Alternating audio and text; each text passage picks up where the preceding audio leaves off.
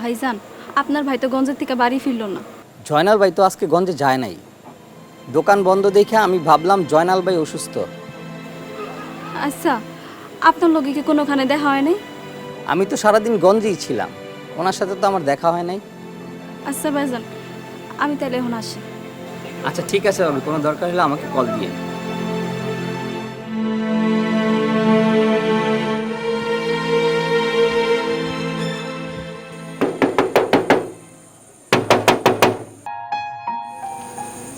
কি রে মামা মমতা, কি হইছে? চাচা, আপনার ভাতিজা তো এখনো বাড়ি ফিরলো না। কি কস? সে দুপুরবেলা বাইর হয়েছে, এখনো বাসায় ফেরার কোনো নাম নাই। কেন, বাড়িতে কি কোনো ঝামেলা হয়েছে? না মানে চাচা, ও বুঝছি মা, তুই কোনো চিন্তা করিস না। জয়নাল অনেক বুদ্ধিমান পোলা, রাগ কমলে ঠিক ও বাড়ি ফিরা যাইব। তুই বাড়ি যা,